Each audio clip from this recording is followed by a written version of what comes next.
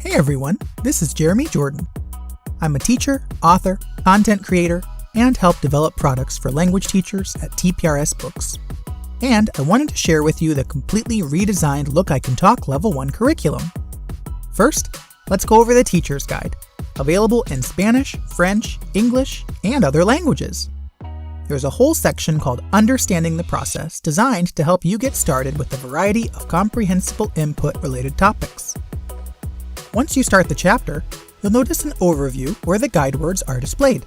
These guide words are designed to help teachers understand the storytelling process and what language might be important to focus on.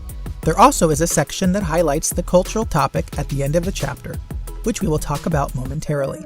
Throughout the Teacher's Guide, you will see these whiteboards that indicate the input that teachers should display to their classes. These high-frequency terms help guide the curriculum. Let's not forget the story skeleton for co-creating communication. Use these skeletons as the lesson plan for the Ask a Story. The variables, or story details, are underlined. We encourage you to change those, as an Ask a Story is meant to be similar to a Mad Lib, or rather a collaboratively created story. You'll also find pro tips throughout the Teacher's Guide. These are meant to serve as reminders of various skills, strategies, and techniques to provide countless hours of rich input. In these pages, the Ask a Story process is described section by section. We wanted to make using TPRS so simple that anyone can do it. Speaking of simple, let's talk about the Simpliscripts. We've designed 9 Simpliscripts at the end of each lesson of the first 3 chapters. Think of it as kind of a cheat sheet to simplify the sometimes complicated process of co-creating a story. The circling symbol is there as a reminder to ask questions with certain statements, and the triangle symbol is there to remind teachers to speak with students and add themselves as they communicate and create language. Here you will also notice the variables or details underlined. This is so that you can let your students incorporate topics, discussions, and details that interest them.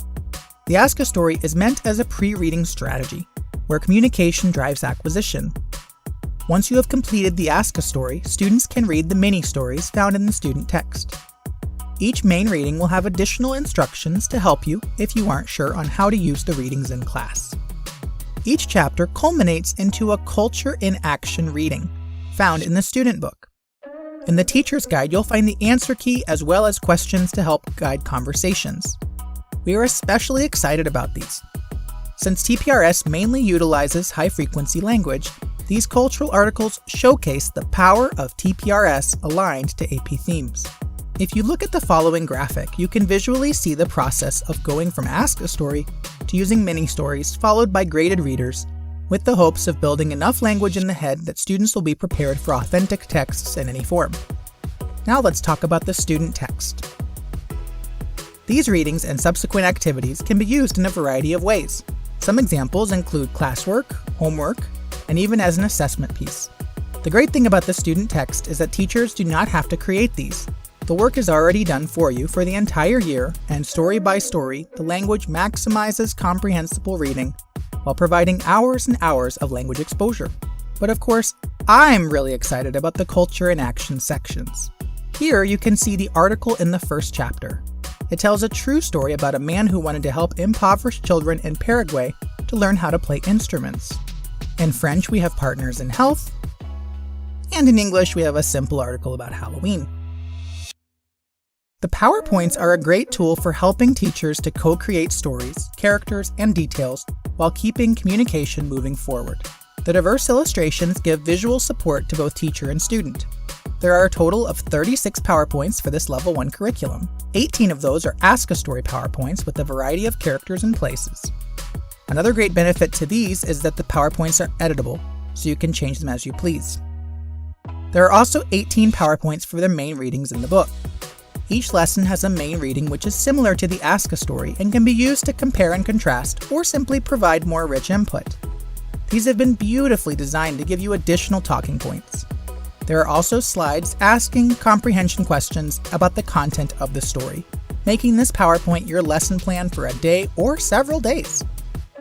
Okay, speaking of a day, that's about how long this video's gone for. Just one more thing before we go. This curriculum all culminates into the assessment program. Each chapter has 2 quizzes and a test.